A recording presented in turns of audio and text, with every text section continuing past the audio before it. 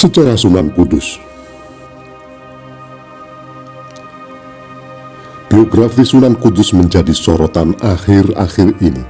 Ia dikenal dengan nama asli Ja'far As-Shadiq. Adalah salah satu tokoh penting dalam sejarah penyebaran Islam di Jawa. Ia tidak hanya dikenal sebagai seorang ulama, tetapi juga sebagai panglima perang di Kesultanan Demak, yang merupakan salah satu kerajaan Islam pertama di Jawa. Sebelum melanjutkan nonton video ini, bagi yang suka dengan video-video kami, tolong bantu subscribe, like, komen, dan share. Bagi yang tidak suka, abaikan saja. Kami di sini tidak ada niat untuk menyudutkan orang-orang yang terlibat. Kami di sini tidak mengurangi atau menambah isi sumber untuk menjaga otentisitas sumber. Kami di sini hanya mengulang sejarah-sejarah yang sudah ada.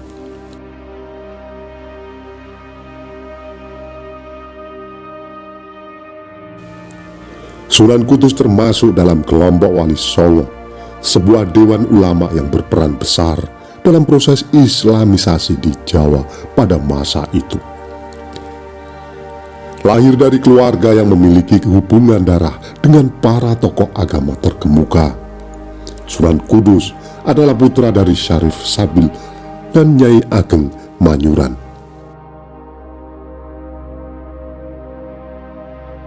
Nyai Ageng Manyuran adalah putri dari Said Ali Murtado yang merupakan bagian dari garis keturunan keluarga Nabi Muhammad Sallallahu Alaihi Wasallam.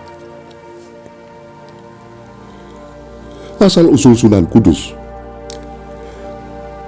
Ja'far Shadiq, yang juga dikenal dengan nama Raden Undung, lahir pada 9 September 1400 Masehi. Sosok yang kemudian dikenal luas sebagai Sunan Kudus ini mendapatkan julukan tersebut karena ia memilih kota Kudus sebagai tempat dakwah utamanya.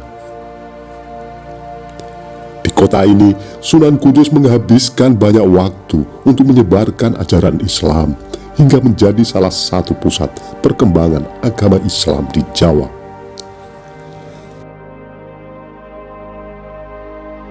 Sunan Kudus merupakan putra dari Raden Usman Haji, seorang tokoh yang juga berperan penting dalam penyebaran Islam di wilayah Jipang Panolan, Blora, Jawa Tengah. Warisan keilmuan dan semangat dakwah dari ayahnya menginspirasi Sunan Kudus untuk melanjutkan misi penyebaran Islam di tanah Jawa. Sebagai seorang ulama yang sangat terpelajar, Sunan Kudus dikenal dengan julukan Wali Al-Ilmi, yang berarti wali yang berilmu. Gelar ini mencerminkan penguasaannya yang mendalam terhadap berbagai cabang ilmu agama, termasuk tafsir Al-Quran, fikih, usul fikih, tauhid, hadis, serta logika. Kemampuannya intelektualnya yang luar biasa membuatnya dihormati oleh banyak orang, baik dari kalangan ulama maupun masyarakat umum.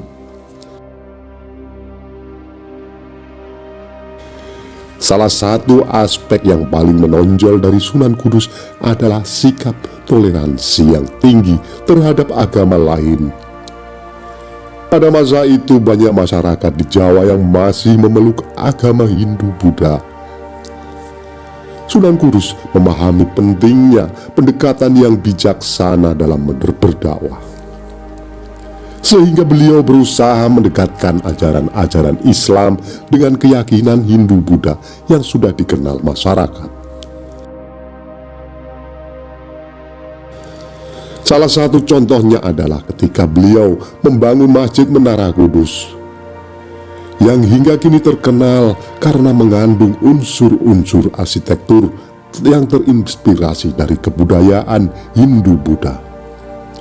Keberhasilan dakwah Sunan Kudus di Kudus membuatnya mendapatkan kepercayaan untuk memimpin daerah tersebut.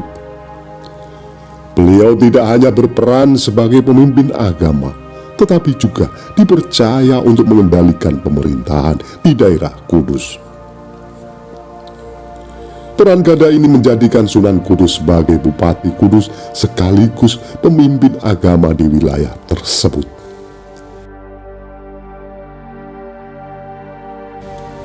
Di bawah kepemimpinannya, Kudus berkembang menjadi pusat keagamaan dan kebudayaan yang penting di Jawa Tengah. Sunan Kudus dikenal sebagai sosok yang bijaksana dan mampu memimpin dengan adil, sehingga masyarakat Kudus hidup dalam keharmonisan dan mencerminkan nilai-nilai Islam yang diajarkannya.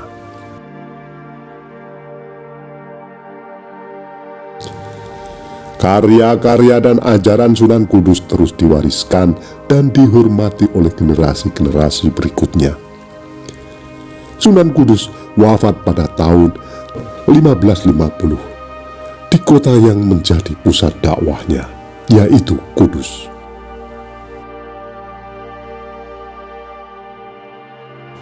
Makamnya berada di dalam komplek Masjid Menara Kudus, sebuah tempat yang hingga kini menjadi salah satu destinasi ziarah penting bagi umat Islam di Indonesia.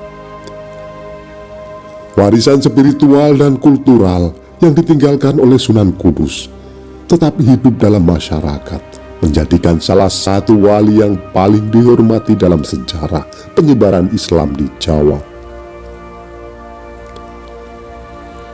Cara berdakwah Sunan Kudus. Dalam upayanya menyebarkan ajaran Islam di Kudus, Sunan Kudus menerapkan pendekatan yang unik dengan memanfaatkan simbol-simbol yang akrab bagi masyarakat setempat, khususnya unsur-unsur dari agama Hindu dan Buddha. Ini terlihat jelas dalam arsitektur Masjid Kudus yang menampilkan ciri-ciri khas dari kedua agama tersebut, seperti menara, gerbang, dan pancuran padasan yang digunakan sebagai tempat berwudu.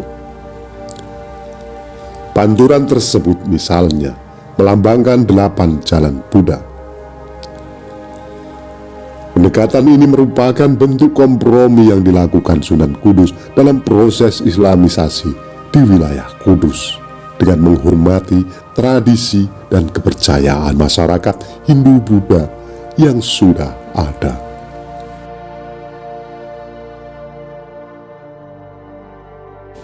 Salah satu kisah menarik yang menggambarkan pendekatan Sunan Kudus adalah ketika ia mengundang masyarakat sekitar untuk mendengarkan tablik di masjidnya. Untuk menarik perhatian, Sunan Kudus menambatkan sapinya yang bernama Kepu Gumarang di halaman masjid. Sapi memiliki tempat khusus dalam agama Hindu, dan tindakan Sunan Kudus ini membuat orang-orang Hindu merasa tertarik dan bersimpati.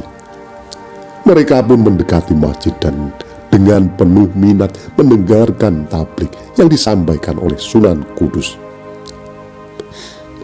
Pada kesempatan itu, Sunan Kudus menjelaskan tentang surat Al-Baqarah yang berarti sapi betina. Hal ini semakin mempererat hubungan antara ajaran Islam dengan kepercayaan lokal, sehingga masyarakat Hindu tidak merasa terancam, melainkan justru tertarik untuk mendalami ajaran Islam. Hingga saat ini, masyarakat Kudus masih menjaga tradisi untuk tidak menyembelih sapi, sebagai bentuk penghormatan terhadap simbol yang telah diangkat oleh Sunan Kudus. Selain itu, Sunan Kudus juga dikenal dengan cara dakwahnya yang kreatif melalui cerita-cerita tentang ketauhidan yang disampaikan dalam setiap tabliknya. Bersambung, nantikan video yang selanjutnya. Itulah tadi ulasan singkat kami mengenai sejarah dan biografi Sunan Kudus. Apabila ada kesalahan dalam kami menyampaikan, mohon diluruskan dan mohon maaf. Terima kasih yang sudah menonton sampai selesai.